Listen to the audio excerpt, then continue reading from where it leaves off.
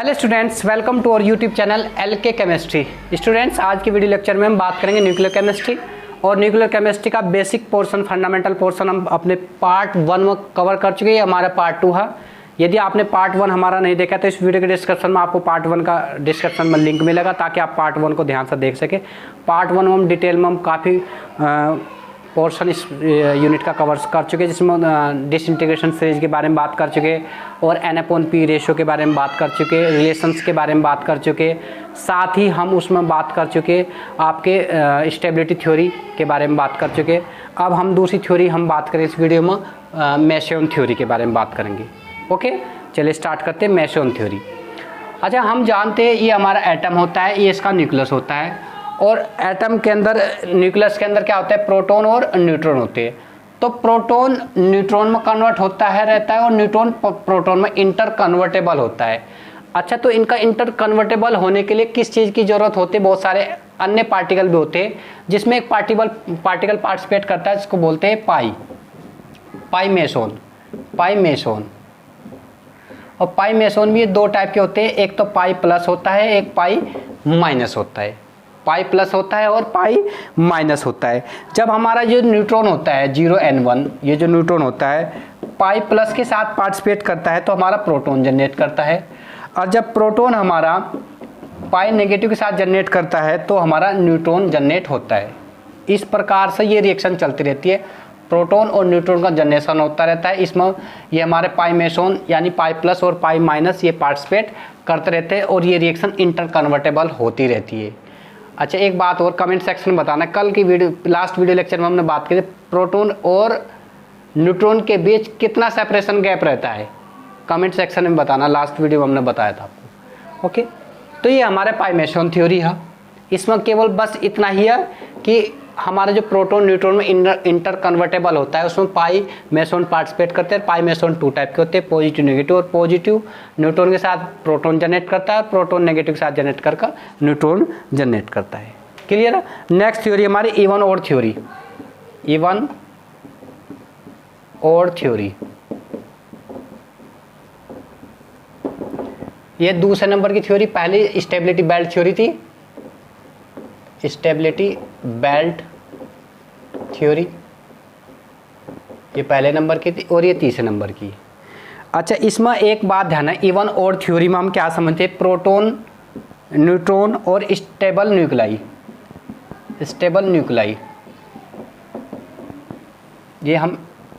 ये एक चार्ट बना देते हैं हम इसका भी।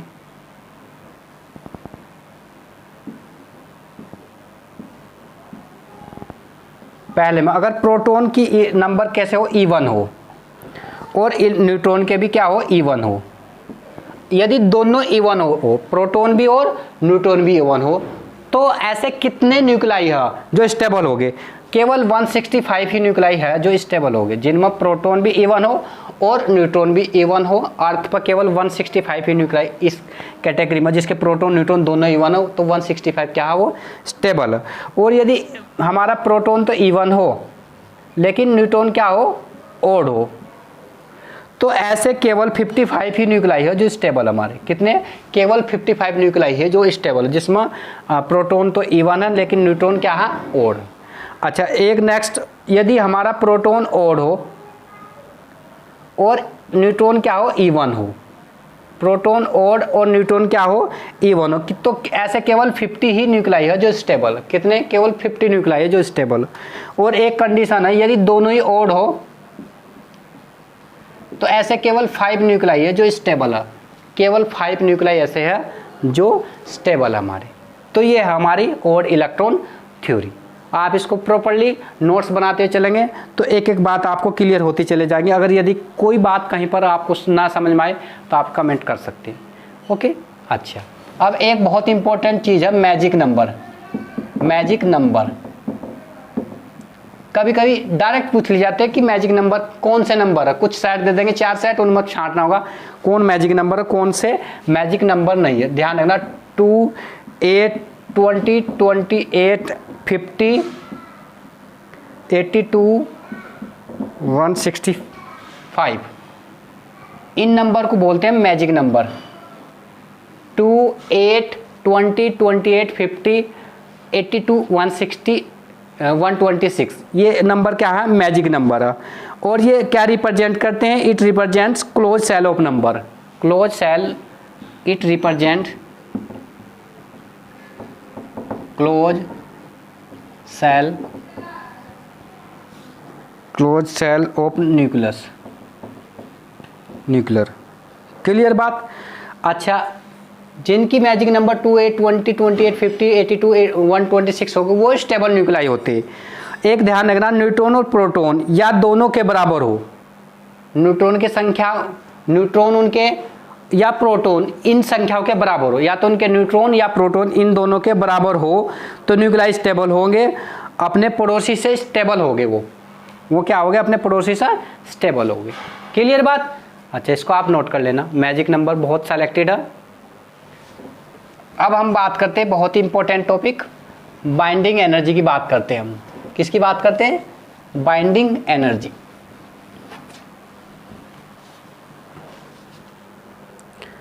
बाइंडिंग एनर्जी क्या होती है? बाइंडिंग एनर्जी क्या होती है? बाइंडिंग एनर्जी हम जानते हैं, जब भी कोई न्यूक्लियस जनरेट होता है उसके अंदर न्यूट्रॉन और प्रोटॉन होते हैं, मिले रहते हैं। क्लियर बात? फ्री स्टेट में तो इन जो न्यूट्रॉन प्रोटॉन का जो मास होता है उसको हम बोलते हैं एमटी, यानी थ्योरेटिकल मास।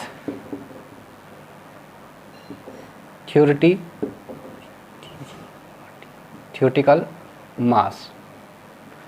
और इनके जनरेशन होने से हमारा कोई नया न्यूक्लियस जनरेट होता है, न्यू न्यूक्लियस, उसके मास को बोलते हैं एमई, यानी मास, एक्सपेरिमेंटल मास, एक्सपेरिमेंटल मास। प्लस जब भी कोई फ्री न्यूक्लाई, कोई न्यूट्रॉन प्रोटॉन्स के कंबाइन करके कोई नया न्यूक्लियस जनरेट करता है तो कुछ मास लॉस होता है। कुछ मास क्या होता है? लॉस होता है, मास लॉस। और जो मास लॉस होता है वो किसी एनर्जी की फॉर्म में हमें प्राप्त होता है, और इस एनर्जी को बोलते हैं हम बाइंडिंग एनर्जी। इस एनर्जी को बोलते हैं बाइंडिंग एनर्जी। ध्यान से रखना, जैसे कोई free nucleus, free neutron proton combine करके कोई नया न्यूक्लियस जनरेट करते हैं, तो जब नया न्यूक्लियस जनरेट करते हैं तो कुछ मास लॉस होता है, और जो मास लॉस होता है वो किसी एनर्जी की फॉर्म में हमें प्राप्त होता है, उस एनर्जी को बोलते हैं बाइंडिंग एनर्जी।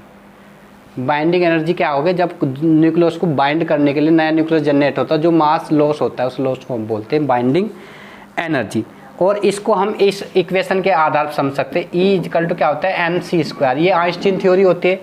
तो जो एनर्जी होती है इसको हम बाइंडिंग एनर्जी की फॉर्म में लिख सकते हैं। Binding energy E equal to होता है delta M into 931.5 mega electrovolt, MEV, mega electrovolt. तो ये जो डेल्टा एम है इसको हम बोलते हैं मास लॉस, और डेल्टा एम होता है mass of theoretical minus mass of experimental, mass of theoretical minus mass of experimental. और जो थ्योरेटिकल मास है इसको हम प्रिडिक्टेड मास बोल सकते हैं, प्रिडिक्टेड मास, और इसको बोलते हैं actual mass, actual mass. Predicted mass की वैल्यू एक्चुअल मास से थोड़ी सी ज़्यादा रहती है, जो उसका डिफरेंस होता है उसको मास लॉस हम बोलते हैं। क्लियर बात? तो ये तो है हमारा बाइंडिंग एनर्जी का कंसेप्ट। अच्छा, एक और होता है हमारा binding energy per nucleon. Binding energy per nucleon, binding energy per nucleon. तो बाइंडिंग एनर्जी पर न्यूक्लियन कैसे कैलकुलेट करते हैं? Binding energy upon, binding energy इस फॉर्मूले जो हम कैलकुलेट करेंगे upon mass number, upon mass number, और number of nucleon, number of nucleon, number of nucleon. Clear है? Binding energy per nucleon is equal to होगा binding energy upon mass number और number of nucleons. Clear बात? अच्छा, एक ध्यान से और रखनी है आपको बात यहाँ पर, जो बाइंडिंग एनर्जी पर न्यूक्लियन यदि इंक्रीज करेंगे, बाइंडिंग एनर्जी यहाँ लिख देते हैं, binding energy per nucleon increase तो स्टेबिलिटी क्या होगी, stability also increase. Binding energy per nucleon यदि इंक्रीज करेंगे तो उस न्यूक्लियस की क्या होगी, स्टेबिलिटी भी इंक्रीज करेगी। इसका एक कर्व बना देते हम, जिसके आधार पर हम इसको समझ सकते हैं। इसका एक कर्व ये है हमारा, ये हमारा atomic mass versus binding energy per nucleon, binding energy per nucleon, nucleon.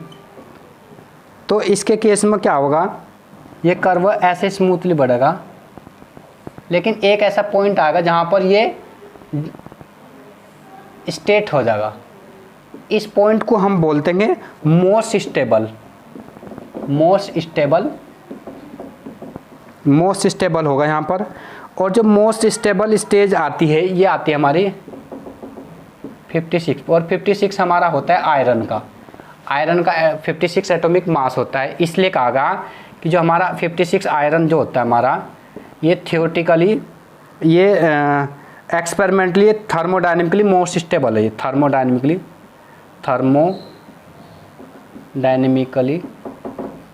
Most stable होता है।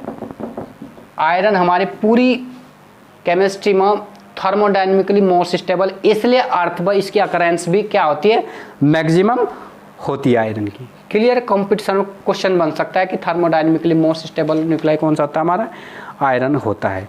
और आयरन जो होता है, इसी के लिए इसकी अबंडेंस भी अर्थ पर सबसे ज़्यादा होती है। क्लियर बात, इसको नोट करना।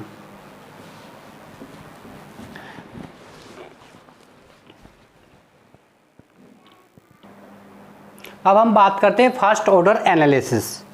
ये बात हम जानते हैं, जितनी भी न्यूक्लियर रिएक्शन होती है उनकी काइनेटिक्स होती है फर्स्ट ऑर्डर, वो फर्स्ट ऑर्डर काइनेटिक्स को फॉलो करते हैं। यानी फर्स्ट ऑर्डर काइनेटिक्स जब फॉलो करते हैं तो उसके केस में जितने भी न्यूमेरिकल फॉर्मूले अप्लाई होंगे वो सब फर्स्ट ऑर्डर रिएक्शन कांस्टेंट वाले फॉर्मूले अप्लाई होते हैं। तो उसके केस में क्या होता है, हमारा जो हमारा अमाउंट होता है n equal to n naught e की power minus lambda times t। n क्या होता है, फाइनल अमाउंट, और n नोट क्या है, इनिशियल अमाउंट। लैम्डा क्या है, डिसइंटीग्रेशन कांस्टेंट, डिसइंटीग्रेशन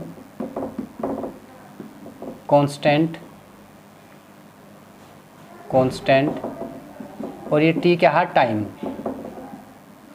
क्लियर बात। तो ये फॉर्मूला हमारा फर्स्ट ऑर्डर रिएक्शन कांस्टेंट के लिए अप्लाई होता है, यही इसमें अप्लाई करेंगे हम। फर्स्ट फार्मूला ये होगा हमारा। सेकंड फार्मूला होगा हमारा टी हाफ का। टी हाफ कैसे कैलकुलेट करेंगे, टी हाफ यानी half life time, half life time is equal to होता है 0.6693 अपॉन लैम्डा, ये फॉर्मूला होगा। और थर्ड फार्मूला होगा हमारा n इज इक्वल टू होता है n नॉट अपॉन 2 की पावर n। n क्या है यहाँ पर, कोई इंटीजर है। और नेक्स्ट फॉर्मूला हमारा अप्लाई होगा, टी एवरेज निकालना हो, T average is equal to हो जाएगा हमारा 1.44 इंटू टी हाफ। ये फॉर्मूला हम सब जानते हैं, ये फर्स्ट ऑर्डर काइनेटिक्स में हमने ऑलरेडी स्टडी कर रखे हैं। क्लियर बात। अच्छा, एक चीज़ और बात करते हैं, यूनिट्स की बात कर लेते हैं अब हम। यूनिट्स जो हमारा डिसइंटीग्रेशन पर सेकंड होता है, disintegration per second, disintegration per second 1 dps, disintegration per second is equal to होगा हमारा 1 becquerel है। चूँकि हेनरी बैक्यूरेल ने इसकी डिस्कवरी की थी हमारी रेडियोएक्टिविटी, उसी के नाम से दिया गया 1 disintegration per second is equal to होता है 1 becquerel। और ये हो जाता है 10 to the power -6 रदरफोर्ड के नाम से भी है। और इज इक्वल टू होता है 0.27 10 to the power -10 क्यूरी। ये बैक्यूरेल सर की वाइफ है मैडम क्यूरी, उनके नाम से ये। तो ये इसकी यूनिट्स होगी। क्लियर बात। अच्छा, एक चीज़ और बात कर लेते हैं कि टेम्परेचर का क्या इफेक्ट पड़ता है डिसइंटीग्रेशन कांस्टेंट पर। Effect of temperature on disintegration constant. अच्छा, जो हमारी न्यूक्लियर रिएक्शन होती है, जितनी भी न्यूक्लियर रिएक्शन होती है उनको एक्टिवेशन एनर्जी नहीं देनी पड़ती। एक्टिवेशन एनर्जी कितनी होती है उनकी, 0 होती है। अब हम इस इक्वेशन को जानते हैं के इजिकल टू ए ई की power minus lambda times of T. इस बात को हम जानते हैं। ई और सॉरी इस इक्वेशन को दूसरे फॉर्म में लिखते हैं ई अपॉन आर टी, ए अपॉन आर टी। इसको एल एन की फॉर्म में लिख सकते हैं, एल एन के इजिकल हो जाए L N A minus E A upon R T. चूँकि हम जानते हैं कि ई ए की वैल्यू कितनी होती है, 0 होती है न्यूक्लियर रिएक्शन के लिए, इसलिए जो ये हमारा होगा एल एन के ये इजिकल हो जाए L N A. It means हम कह सकते हैं कि डिसइंटीग्रेशन कांस्टेंट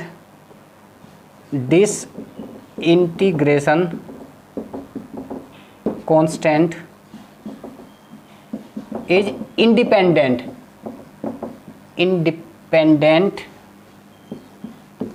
ऑन टेम्परेचर, यानी टेम्परेचर कोई इफेक्ट नहीं होता। टेम्परेचर इंक्रीज करो या डिक्रीज कर दो, टेम्परेचर पे इंडिपेंडेंट होता है। क्योंकि इसका रीजन क्या है, चूँकि ई ए इजिकल टू 0, एक्टिवेशन एनर्जी क्या होती है, 0 होती है उस केस में। क्लियर बात। अच्छा, अब हम बात करते हैं न्यूक्लियर रिएक्शन की। जितनी भी हमारी न्यूक्लियर इमिशन रिएक्शन होती है, न्यूक्लियर इमिशन के केस में हमारा एक्टिवेशन एनर्जी 0 होता है, लेकिन न्यूक्लियर रिएक्शन में 0 नहीं होता। अब हम बात करते हैं न्यूक्लियर रिएक्शन की। न्यूक्लियर रिएक्शन,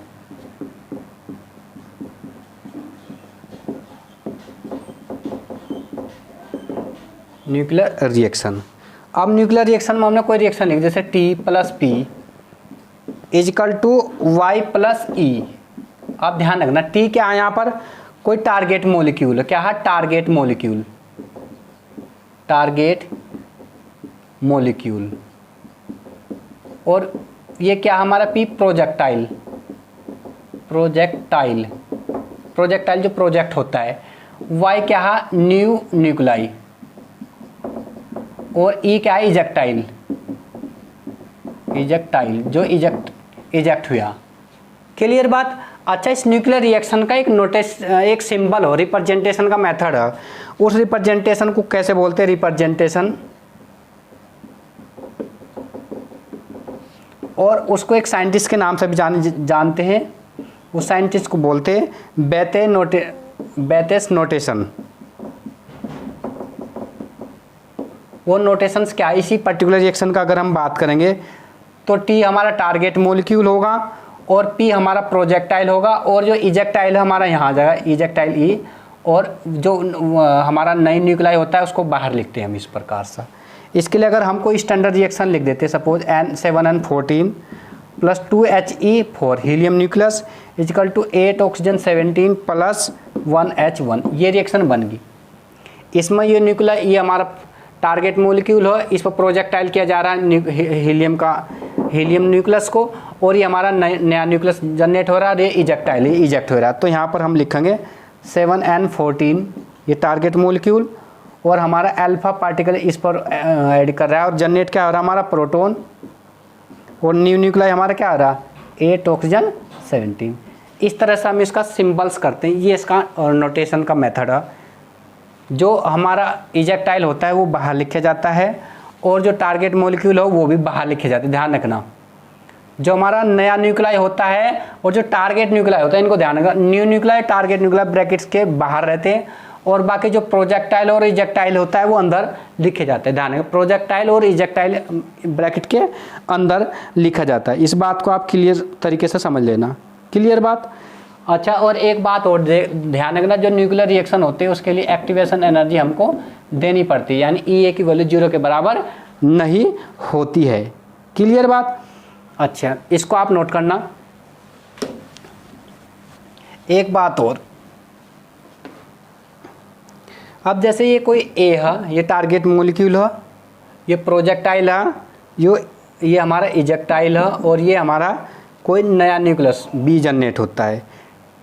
तो ये हमारा ये प्रोजेक्टाइल इस पर प्रोजेक्ट करता है, और ये हमारा जो नया न्यूक्लियाई होता है, न्यू न्यूक्लियाई होता है, ये न्यू न्यूक्लियाई है, और ये इजेक्टाइल है।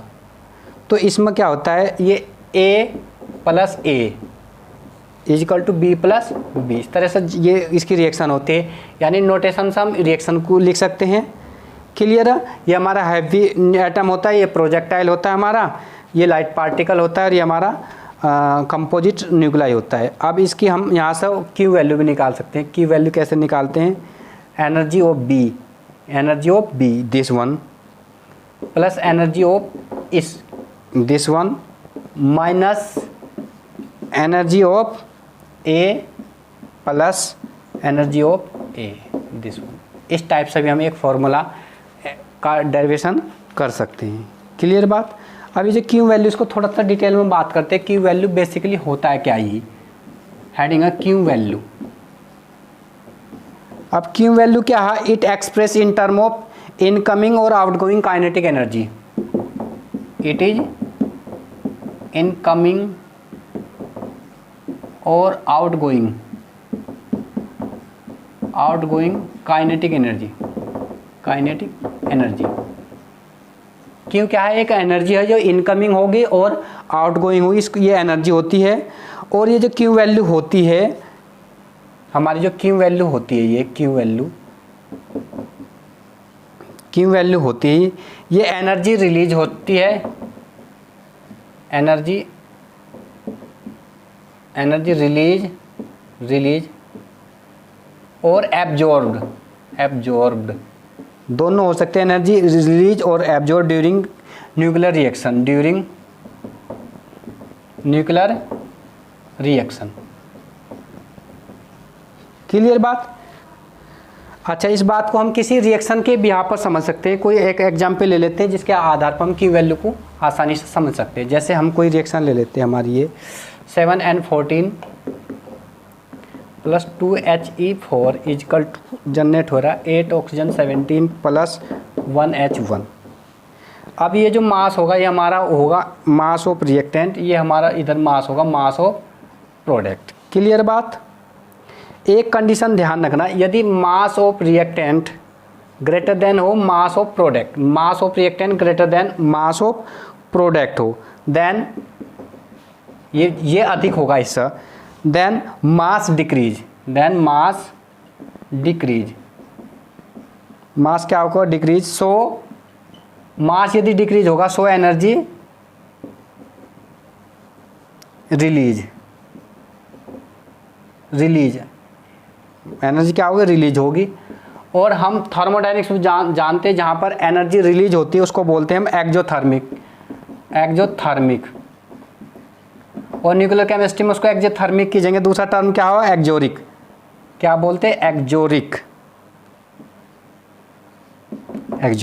क्लियर है। और एक्जोरिक के लिए जो क्यू वैल्यू होगी हमारी, क्यू वैल्यू होगी वो पॉजिटिव होगी, ये ध्यान रखने की जरूरत है। एक्जोरिक के लिए क्यू वैल्यू की क्या होगी? पॉजिटिव होगी। एक कंडीशन तो ये है हमारी। सेकंड कंडीशन है, ध्यान रखना, यदि mass of reactant less than mass of product हो, mass of reactant less than mass of product हो, then mass increase, so energy क्या होगी? एब्जॉर्ब होगी। और थर्मोडायनेमिक्स में हम जानते हैं जहां पर एनर्जी ऑब्जॉर्ब उसको क्या बोलते हैं? एंडोथर्मिक बोलते हैं ना, एंडोथर्मिक। और न्यूक्लियर केमिस्ट्री में उसको क्या बोलते हैं? एंडोएरेगिक। और उसके लिए क्यू वैल्यू क्या होगी हमारी? क्यू वैल्यू होगी इसके लिए नेगेटिव। क्यू वैल्यू क्या होगी इसके लिए? नेगेटिव होगी। ये हमें ध्यान रखना होता है। क्लियर बात। ये हमारे क्यू वैल्यू। अच्छा, कभी कभी न्यूमेरिकल में एक बात और हो जाती है कि क्रॉस सेक्शन एरिया कैसे कैलकुलेट करते हैं, उसका फॉर्मूला भी हम नोट कर लेते हैं। क्रॉस सेक्शन एरिया, ओके, ये नोट कर लो आप।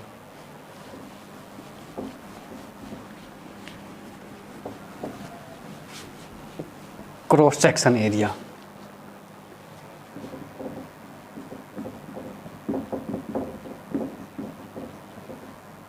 Cross section area of nucleus.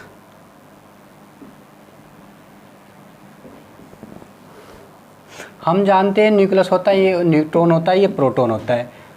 Clear बात। तो 92% न्यूट्रॉन प्लस प्रोटॉन प्रेजेंट रहते हैं न्यूक्लियस में। 92% प्रेजेंट क्या होते हैं? न्यूक्लियस होते हैं। अच्छा, तो इसका जो रेडियस इसका जो वॉल्यूम हम कैलकुलेट करते हैं तो 4/3 इस फॉर्मूले से कैलकुलेट करते हैं 4/3 पाई आर क्यूब, जो प्रोपोर्शनल होगा हमारे इसके होगा न्यूट्रॉन प्रोटॉन क्या बोलते हैं ए, मास ऑफ एटम।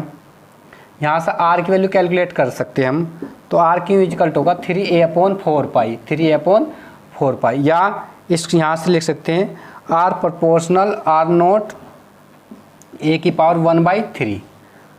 क्लियर बात। यहाँ से आर नोट की जो वैल्यू आती है, आर नोट की वैल्यू आती है 1.2 गुना 10⁻⁻15 मीटर, इतनी वैल्यू आती है। और जो यहाँ से निकाल लेंगे अब cross section area, cross section area equal to हो जाएगा pi r square, pi r square. तो पाई आर की वैल्यू क्या है यहाँ पर, आर नोट ए की पावर 1/3 की पावर 2। इस फॉर्मूले की मदद से हम क्या निकाल देंगे, क्रॉस सेक्शन एरिया कैलकुलेट कर पाते हैं। तो इस प्रकार से हमने जितने भी न्यूक्लियर केमिस्ट्री में जो फॉर्मूले अप्लाइड थे वो लगभग सभी कवर कर लिए, और अब इस पर बेस कुछ न्यूमेरिकल प्रॉब्लम्स की ज़रूरत है जो प्रैक्टिस करने की ज़रूरत है। बाकी थ्योरी वाला पोर्शन पूरा कवर होगा अप्रोक्स।